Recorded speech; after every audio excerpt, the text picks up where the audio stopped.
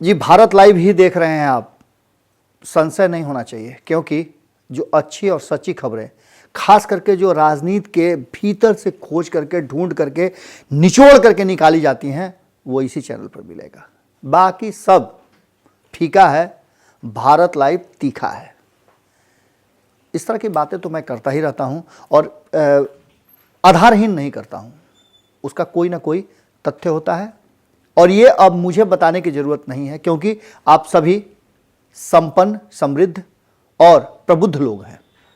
आप समझते हैं तथ्यों को, चीज़ों को कैसे और किस तरह से भारत लाइव आपके सामने ला करके रखता है, और ख़ास करके उन बातों में आपका अपना सरोकार होता है, तो वो बातें हम किसी भी हद तक जा करके आप तक लाते हैं। ऐसी ही एक बात है जिसकी आपको पता ही है, एक कहावत है, बड़ी है तो भोजपुरी में, लेकिन मैं आपको उसे आपकी भाषा में समझाने का प्रयास करता हूं। भोजपुरी तो बड़ी मीठी भाषा है, लेकिन खैर, अपना बिना सपना और पड़ोसी के धन के कल्पना, ये कहानी और ये लोकोक्ति आपने सुनी होगी कि अपनों के बिना जीवन सपना है और पड़ोसी के धन की हमेशा कल्पना रहती है कि थोड़ा सा 1 इंच पकड़ लेते तो ज़रा अच्छा हो जाता, थोड़ा सा बढ़ जाता, थोड़ा खिड़कियाँ खुल जाता। नहीं, तो ये सब चीज़ें होती रहती हैं। अब हम आपको खबर बताते हैं। आपने हेडलाइन तो देख लिया होगा कि नीतीश जी के हर एक्शन पर भाजपा की पैनी नज़र है।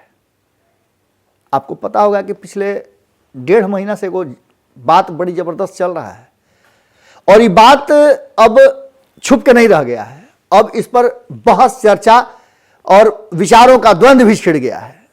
मामला था लौह कुश वाला।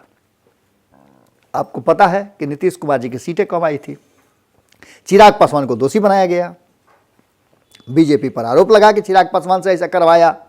तब नीतीश जी कुमार जी को लगा कि अपना कौन है जो सपना हो गया है, तो याद पड़े भैया कुश, छोटे भाई हैं, बहुत दिन तक नीतीश कुमार जी के साथ रहे हैं। 2005-06 में थोड़ा सा गड़बड़ा गए थे, लेकिन फिर साथ में हो गए, फिर गड़बड़ा गए थे, फिर साथ में आने की चेष्टा हो रही है। यानी कि कहने का तात्पर्य एक चीज़ है कि घर के भुलाई कहाँ जाई, घूम फिर के घरे आई। तो ये चीज़ें खास करके अब बड़ी तेजी से चल रही हैं कि लौह कुश समीकरण को साधने का पूरा जिम्मेवारी चल रहा है, और इसको लेकर के नीतीश कुमार जी ने जो लौह और कुश दोनों को बड़ी जिम्मेवारी दी है राष्ट्रीय और राज्य स्तर पर। ये चीजें अब पूरी तरह से सब तरफ चर्चा का विषय है। और इसके पीछे का कारण क्या था कि महागठबंधन ने इस बार सीधे चौवा छक्का नहीं, नहला मार दिया था। 9 गो कुश जीत करके आए थे, और उपेंद्र कुशवाहा ने जो कुछ किया था उसका भी असर हुआ। हालांकि वो दब करके रह गई बातें, सारा खेला जो है वो चिराग पासवान पर ठेल दिया गया, लेकिन कहीं ना कहीं उपेंद्र कुशवाहा भी जो वोटवा लाए थे और कई जगह हराए हैं, वो कौन देखेगा। नीतीश कुमार जी आंकड़ा बैठाने लगे, जब मंथन किए, खूब बढ़िया से उसको हिला डुला के उसा फटक के देखे, तो देखे कि भैया को बुलाना बहुत जरूरी है। छोटा भाई अगर साथ होता तो स्थिति कुछ अलग होती और भारतीय जनता पार्टी पर प्रभाव भी होता, और भारतीय जनता पार्टी इस बात को बुझ गई है। अब मंत्रिमंडल विस्तार से लेकर के अन्य कामों में कुछ, चूंकि लौ तो है भी, कुश की कमी हो गई है, और बिना कुश के कुछ होगा, कुछ नहीं होगा। अब इस चीज को लेकर के भारतीय जनता पार्टी की नजर सीधे पड़ गई है, और नीतीश कुमार के इस लौह कुश समीकरण पर अब उसकी पूरी निगाह है। सम्राट चौधरी का नाम आप सुन रहे होंगे, बड़ी तेजी से मंत्रिमंडल में शामिल करने का भी बात चल रहा है। उस समाज को खुश करने का और उसके वोट बैंक पर आधिपत्य जमाने का भारतीय जनता पार्टी ने पूरा मन बना लिया है। नीतीश कुमार को उन्हीं के घर में घुस करके अगर मात नहीं दिया जाए तो नीतीश कुमार को हराना बड़ा मुश्किल है। रणनीति भी उन्हीं की होनी चाहिए। जैसा कि 2020 में आपने देखा कि नीतीश कुमार को ज़्यादा सीटों के लालच का दिखा करके, और फट से इसका चर्चा भी हुआ चिट्ठी में। अब आपको बता रहे हैं कि बीजेपी में कई नेता हैं, तीन नेताओं के तो मैं जानता हूं, बाकी अब फिर शोध करना पड़ेगा, लेकिन 3 नेता हैं। विनोद सिंह की पत्नी जीत करके आई हैं, वो भी कुशवाहा समाज से है। निशा सिंह नाम है उनका, रक्सौल से प्रमोद सिन्हा है, पहली बार जीत करके आए, दोनों पहली बार जीत करके आए हैं। विनोद सिंह आपको पता है कि मंत्री भी रहे हैं, कोरोना काल में उनकी असामयिक मृत्यु हो गई थी। बिहार से सुनील कुमार तीसरी बार जीत करके आए हैं, लेकिन ये क्षेत्र जो है वो बड़ा, सुनील कुमार का भी नाम बड़ी तेजी से आ रहा है, हमने आपको बताया भी था। अब इन सब पर चूंकि मुखर हैं, नीतीश कुमार के करीब रहे हैं और उनके पिता, उनके दादा भी राजनीति के माहिर और प्रखर माने जाते हैं, कुशवाहा समाज पर उनका अच्छा खासा प्रभाव है और यही कारण है कि सम्राट चौधरी पर दांव लगाया जा रहा है। इसके साथ ही नीतीश कुमार को उन्हीं के घर में उपेंद्र कुशवाहा जब से ज्यादा एक्टिव हुए हैं। अब इन उपेंद्र कुशवाहा को लेकर के एक और बात चल रही है कि उपेंद्र कुशवाहा आना चाहते थे, हमने खबर के माध्यम से आपको बताया भी था कि आना चाहते थे एनडीए में, जब उनका संबंध और मोह दोनों भंग हो गया था आरजेडी से। आरजेडी ने उनकी बातें नहीं मानी थी और तब उन्होंने प्रयास किया था वीआईपी से पहले कि वो आ जाए, लेकिन नीतीश कुमार नहीं चाहते थे, इसलिए ऐसा हुआ।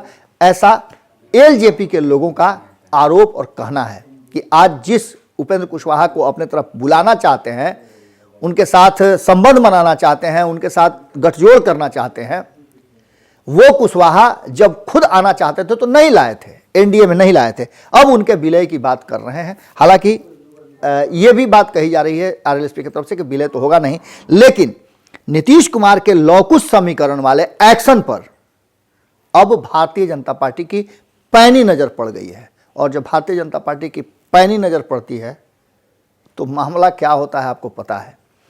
यह मामला अब बनते बनते कहां जाता है, इसके परिणाम क्या होते हैं, ये अब फिर से एक बार संशय में पड़ता नजर आ रहा है। देख लीजिए, 2-3 दिन का समय है, क्योंकि 19 तारीख से पहले सब कुछ हो जाना है, किसी भी क्षण हो सकता है। तो ये 10 दिनों का जो 12 दिनों का फेज है, इस 12 दिनों के फेज में बिहार की राजनीति में बहुत कुछ होना है। हो सकता है कि कुशवाहा इधर न जाकर के उधर भी चल जाए तो कोई बड़ी बात नहीं होगी, क्योंकि अब बीजेपी को जरूरत महसूस हो गई है कुशवाहा के मजबूत स्तंभ की। और कहीं ना कहीं सम्राट चौधरी पर तो थोड़ा सा वजन ज़्यादा है उपेंद्र कुशवाहा का। जुड़े रहें भारत लाइव के साथ, क्योंकि ऐसी खबरें और इतना भीतर से ढुक ढुक के निकालना ये भारतीय लाइव का काम है। नमस्कार। अगर ये वीडियो पसंद आई और वह बिहार के राजनीति और बिहारियत से सरोकार रखेनी तो सब्सक्राइब बटन दबा के चैनल के सब्सक्राइब कर ली। ओजे एगो घंटी बा, ओकरा बटन दबा देला से कुल सटीक और मारक खबर रुआ मुफ्त में मिल जाई। अगर रुआ पत्रकारिता के हमनी के नया प्रयोग में सहयोग कर चाहतानी तो ज्वाइन बटन दबा दी। पेटीएम नंबर नोट कर ली 9386816700। धन्यवाद।